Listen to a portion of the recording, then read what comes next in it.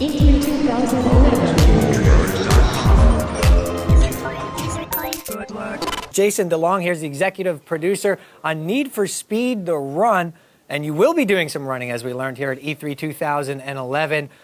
Getting out of the car for the first time in the Need for Speed franchise, which is awfully interesting, and we saw that yesterday. But right now, we're going to actually take a look at an extended version of the demo that you did not see yesterday at the press conference for EA. Thanks so much for joining us, and tell us a little bit about what we're going to be seeing here on screen.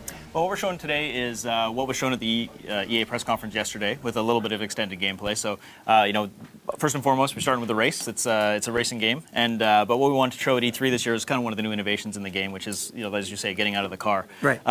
For us, getting out of the car wasn't sort of a feature that we decided, well, what haven't we done yet? It really was about an essence of the storytelling. Okay. Getting out of the car is less than 10% of the game as a whole. I mean, it's obviously something we want to show off here. It's a big feature for us, but first and foremost, we're a racing game. We're true to our roots. It's Need for Speed. Right. So for us, it was really important that in a way to tell the story in a way we haven't before, which is actually in-game. We've always done sort of high-end video where you have this great adrenaline-filled race experience and then you stop and watch a video. We wanted to keep the player engaged in the story all the way along. So by bringing that character into the game and bringing that experience in, we know that we can actually propel the gameplay forward both in and out of the car. So, some people saw it and they said, oh, we're doing quick time events, and, right.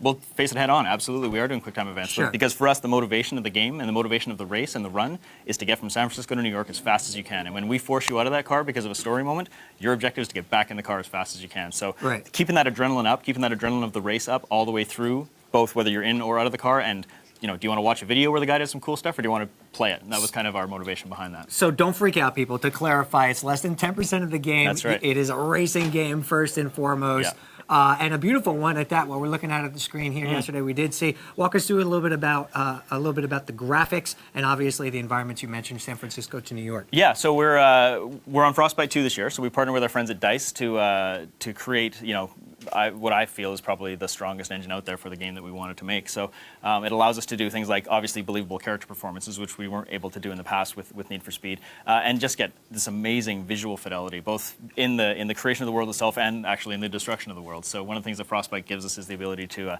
blow some stuff up in addition to to making it look pretty. So we were really happy to partner with the DICE team on this and get our racing physics into the engine and deliver an experience that we feel is sort of a AAA Hollywood blockbuster front to back. That's what I was thinking actually when I was watching this. It really does feel like a Hollywood blockbuster, and you're interacting with it. So and I think gamers now learning that as long as it's contained within that, hey, you either watch the movie or you participate in it. Yeah, exactly. Are there opportunities to fail within that, though? Yeah, and actually you'll see here in the demo, what we want to do with the out-of-car sequences is not have them be sort of pass-fail, or Simon Says, remember the button presses. Like, we actually have branching here. So what you'll see here, Gino, who's playing off camera here, is actually going to, he's going to unfortunately kick this poor soul, but he's going to miss the punch. And when he misses the punch, you see what happens. You actually go into the second state, which is this grapple state. So he could have actually just punched him and thrown him aside there, but we actually wanted to have just sort of this level of control where if the player isn't successful on the first attempt, we give them a second chance to still try and get out of it and keep that race going and keep the adrenaline up the whole time. But all roads lead to Rome, right? I mean, it's going to all end up the same way no matter what happens. It's going to end in New York, yeah. But one thing we're doing this year, which is, you can see actually on the HUD, if it's on the screen right now, the stage leader in the top right there, is we've integrated Autolog into the game. So obviously Autolog was a huge innovation for Hot Pursuit last year, and we wanted to make sure that we made the race feel and the run feel sort of like a personal experience for people. So it's not just about you, solitary, single player, playing by yourself, following Jack's journey from San Francisco to New York. You're actually comparing yourself against your friends as you're racing across the country. So it makes the run a lot more personal and real for players, because it's not just about how are you doing in the story, how are you getting Jack to New York, but actually how are you doing against your friends. Like, yeah, you made it to Chicago, but you know what? Your buddy beat you by 3.5 minutes. Like, right. How do you feel about that? Do you want to go back and try it again? So that's the idea, is that it makes the race more personal beyond the fabrication of the story that we've created. It actually is a real story for real people as well. And now, is this the brand new footage that we? This is stuff. Version, this right? is stuff you didn't see at the press conference yesterday. So this is the full cop heli battle all through Lower Wacker and into Michigan Avenue in Chicago. So we've recreated the cities as faithfully as gameplay allows. And this whole intense chase here is you basically Not to go into the reasons behind the story, but the mob is on your tail, and they're not too pleased that you're in the race right now, and they're doing everything they can to shut you down. So, when pushed to extreme circumstances, our hero Jack had to unfortunately steal a police car from a fine, upstanding member of the Chicago Police Force, and is now just racing for his life. He's trying to get out of Chicago, get away from the mob as fast as he can, and get back in the race. And unfortunately, the mob has a rather large and rather lethal helicopter that they're running at him. You used the word intense a couple of times, and that was what it appeared to me to be at the demo yesterday, and of course here again. And having the player be involved with the interactive cutscenes, are there ever any lulls in the action to kind of catch your breath? Yeah, I mean, we're very prescriptive in the way that we want to pace this out, obviously. We want it to feel like a Hollywood movie, and that comes with highs and lows. So obviously this is a super high action moment in a super high action sequence in the story.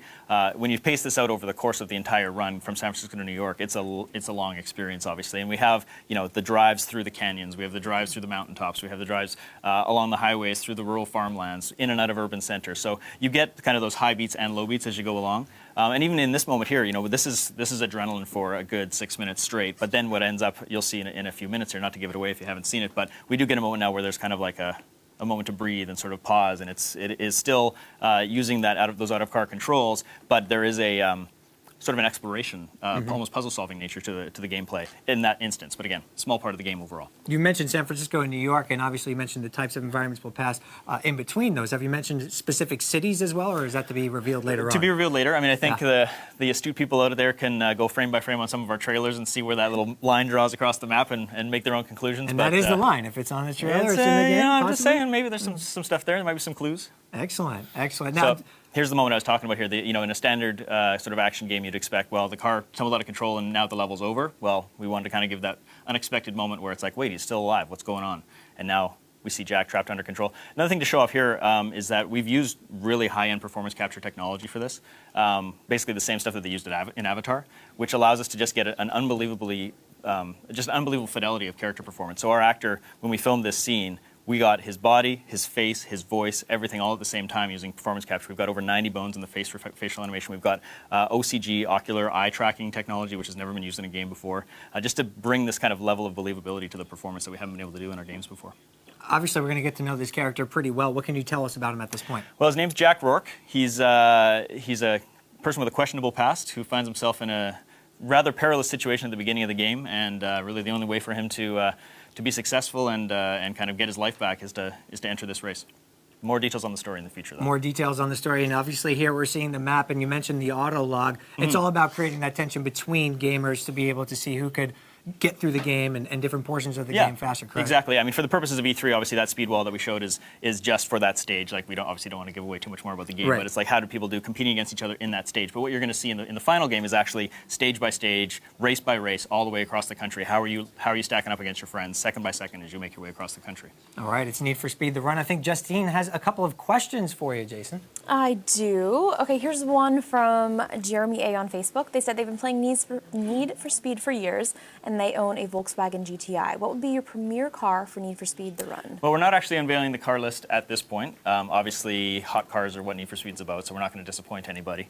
One thing I will say about the cars, though, and it's obvious with the demo we did, is that we wanted each car to have a personality. We really wanted to tell kind of a human story to every element of the game, both the storytelling, the character, and even the cars. So the cars are very believable in their performance. They believe like you would expect them to believe, although probably slightly more arcadey, because we're not a sim, obviously.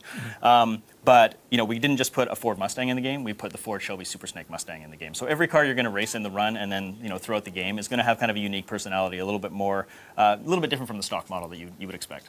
Awesome. Justine, any more questions? Yeah, we have one from Taylor R. on Facebook, and they said, getting out of your car, does this mean I can ghost ride and Need for Speed the Run? I've done it in real life, and it didn't work out so well. I'm not going to comment on that at this point. What we're showing at E3 is I think a pretty good slice of what people can expect when they're getting out of the car.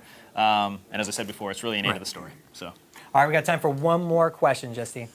Is there a lot of car customization in the game? If so, what's your most tricked out ride? Again, not talking too much about the cars yet. What I can say is that if you're in a coast-to-coast cross-country race, you're not going to spend time, painting your car and putting beautiful liveries on it. That said, there are some stuff for customization fans that we'll reveal a little bit later. Well, we're looking forward to it. It looks like an interesting game, especially for a neat addition to this franchise, this long-running franchise. So we wish you the best with that.